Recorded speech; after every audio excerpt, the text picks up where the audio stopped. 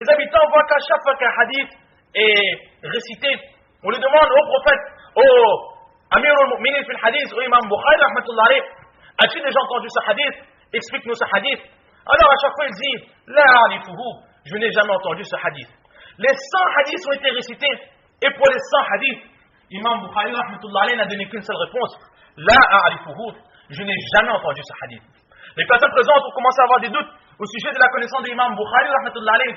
Ils ont dit que nous connaissons ce hadith. Et Imam Bukhari, rahmatullah alayh, soi-disant le chef des croyants dans le domaine des hadiths, il ne sait absolument aucun hadith. Et là, les personnes qui ont mélangé ces hadiths volontairement demandent à Imam Bukhari, oh imam, comment se fait-il que tu ne connais aucun de ces hadiths? Alors, si tu ne connais aucun de ces hadiths, dis-nous, est-ce que nos hadiths ont été inventés ou pas? Alors Imam Bukhari va dire que dans les 100 hadiths qui ont été récités, il y a toujours eu des erreurs. Tout d'abord, Imam Bukhari, il va réciter ces 100 hadiths avec les erreurs qui ont été commises. Alors qu'il n'avait entendu qu'une seule fois ces hadiths. Et les 100 hadiths, un à un, il va les réciter tout d'abord avec la faute qui a été commise. Ils vont dire que dans ce hadith, vous avez dit cela. Et ensuite, il reprendra. Il dira que dans le hadith original, dans le hadith authentique, ce n'est pas comme cela qu'il faut dire, mais c'est comme ceci qu'il faut dire. Et là, les personnes présentes seront stupéfaites. Ne comprendrons rien que Imam Bukhari, rahmatullah alayh, il a entendu qu'une seule fois ces 100 hadiths. Il aurait pu tout simplement réciter les 100 hadiths comme il était, mais quelle était sa mémoire, quelle était sa force de mémorisation, qu'il a tout d'abord récité les 100 hadiths avec les erreurs, et ensuite il a corrigé ces hadiths. À l'âge de 16 ans, il va accomplir son hajj en compagnie de sa mère et en compagnie de son frère. Nous sommes en l'an 210 de l'Hégire. Le hajj accompli, Imam Bukhari rahmatullah alayh demande à sa mère et à son frère de rentrer chez eux, et Imam Bukhari rahmatullah alayh restera à Makkah Mukarrama pour apprendre la connaissance. En l'an 212 de l'Hégire, il va se rendre à Madina. À simplement 18 ans, il va écrire son premier livre qui s'appelle Qadaya as-Sahaba wa Tabi'in, que les jugements, les verdicts des compagnons et des Tabi'in alayhimur rahma. Et ce livre sera tellement reconnu que par ce livre, Imam Bukhari rahmatullah alayh va se faire un peu plus connaître. Toujours dans ce voyage à Madina Munawwara, il va écrire un livre qui s'appelle Tarikh Kabir. C'est le recueil que nous avions mentionné au début de la biographie, que le Tarikh Kabir, il a écrit les grosses lignes, c'est-à-dire les gros points. En fait, avant d'écrire un livre, les auteurs, ils ne prennent pas la plume et le stylo, et puis ils écrivent à l'aveugle tout ce qui leur passe par leur tête. Mais avant tout, ils font ce qu'on appelle un musawwada. Le musawwada, c'est, ils commencent à réfléchir, ils commencent à faire le plan de ce qu'ils vont écrire. Qu'est-ce qu'ils vont écrire? Dans quel ordre est-ce qu'ils vont le faire? Combien de chapitres est-ce que chaque partie comprendra? Dans chaque chapitre, combien de sous-titres est-ce qu'il y aura, etc., etc., qu'on appelle le musawwada.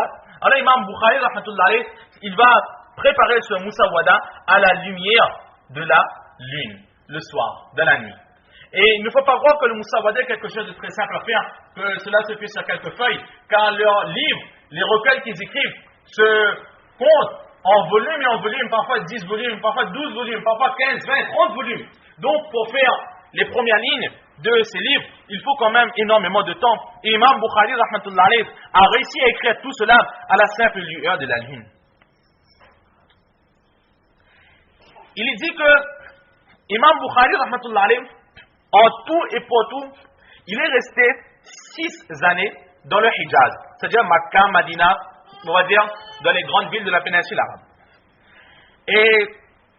Mais il n'est pas resté 6 années consécutives dans le Hijaz, mais de temps en temps, il quittait le Hijaz pour aller dans d'autres pays afin d'apprendre d'autres hadiths. Lorsqu'il a quitté Madina Munawwara, il s'est dirigé vers Basra. Et En tout, il a dû faire 4 fois le voyage de Basra et enfin il est parti vers Koufa. Bref, nous voyons tout simplement que Imam Bukhari, rahmatullah alayh, il a voyagé énormément dans le monde islamique dans le seul et unique but d'acquérir des hadiths. En tout et pour tout, il a appris les hadiths avec plus ou moins 1080 professeurs. 1080 personnes qu'il est parti rencontrer pour apprendre des hadiths. Parfois un, parfois plus. Ibrahim ibn Adham rahmatullah a dit que grâce au voyage de ces muhaddithines, grâce au sacrifice de ces muhaddithines, Allah subhanahu wa ta'ala, il a protégé cette terre, il a protégé les habitants de cette terre des plus grands malheurs. Nous voyons que ces voyages qu'ont effectués, que ce soit Imam Bukhari rahmatullah alayh, ou les autres grands muhaddithines, par ce sacrifice qu'ils ont fait pour régner ces hadiths, Allah subhanahu wa ta'ala a protégé cette terre et les habitants de cette terre des plus grands malheurs. Qu'Allah fasse que par l'intermédiaire de ces hadiths qui sont lus, qui sont enseignés partout sur cette terre aussi, Allah subhanahu wa ta'ala nous protège nous aussi et notre descendance des malheurs qui peuvent s'abattre sur cette terre.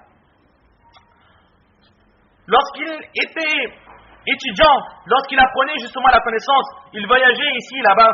Imam Bukhari rahmatullah alayh a dû affronter aussi la pauvreté. Il a dû affronter la faim, il a dû affronter la soif. Il dit que de temps en temps, il était tellement démuni, il avait tellement faim, qu'il était obligé de se satisfaire des feuilles d'arbres ou d'herbes pour pouvoir rester en vie. Parfois, il était tellement démuni que pour avoir de quoi manger, il était obligé de revendre ses vêtements. Mais malgré toutes ces difficultés, il est resté ferme pour apprendre et propager la connaissance. Mais lorsque nous disons qu'il a vendu ses vêtements, etc. pour se nourrir, il n'était pas comme nous, qu'il mangeait énormément. Il n'était pas comme nous, qu'il se nourrissait 3, 4 ou 5 fois par jour.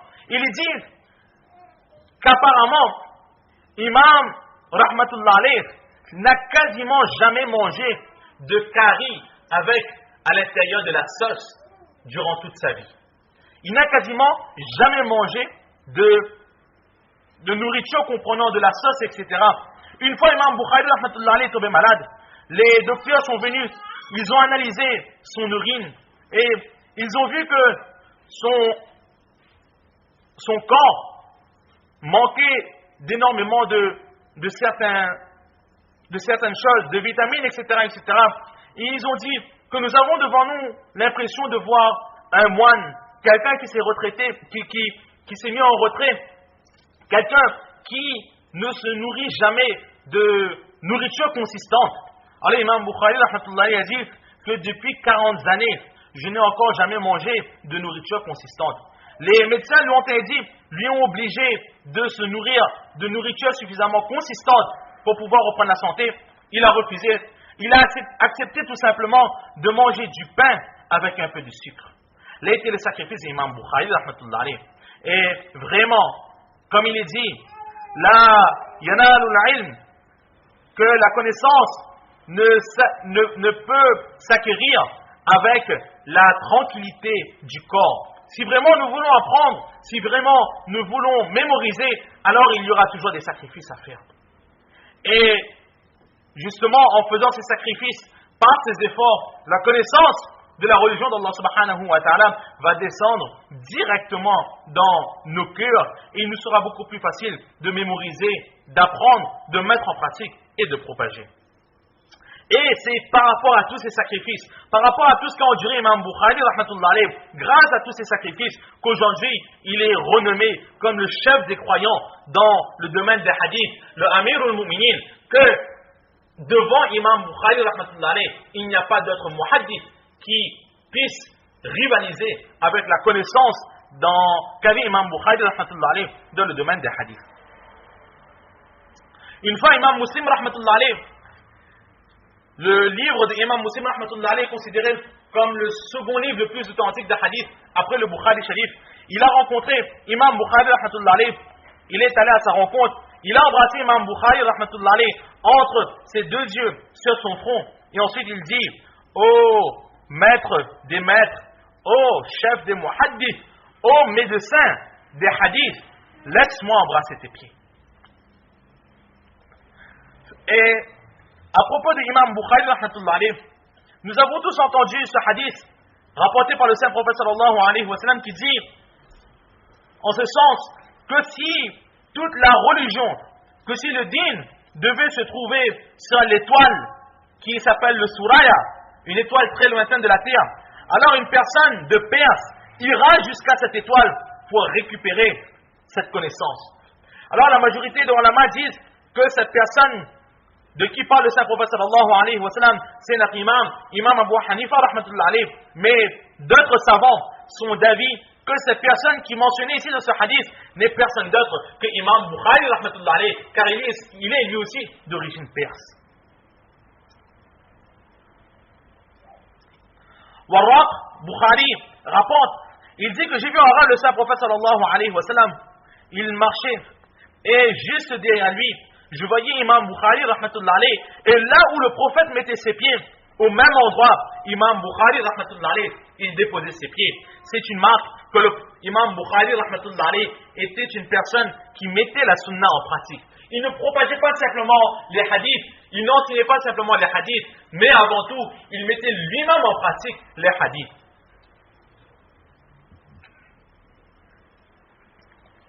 Une autre personne qui rapporte, il dit que j'ai vu le saint prophète sallallahu alayhi wa sallam en rêve, et le prophète me dit, où vas-tu? Alors j'ai répondu que je vais à la rencontre de Mohammed ibn Ismaïl, c'est-à-dire l'imam Bukhari rahmatullah alayh. Et là, le prophète sallallahu alayhi wa sallam dit, transmets mes salutations à Mohammed ibn Ismaïl al-Bukhari.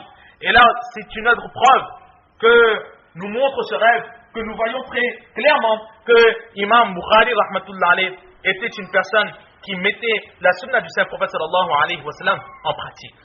Imam Bukhari rahmatullah alayh était quelqu'un de très pieux. Il protégeait son iman de la meilleure des façons. Et effectivement, lorsque quelqu'un apprend la connaissance, la religion, cette personne se doit surtout de se protéger des péchés.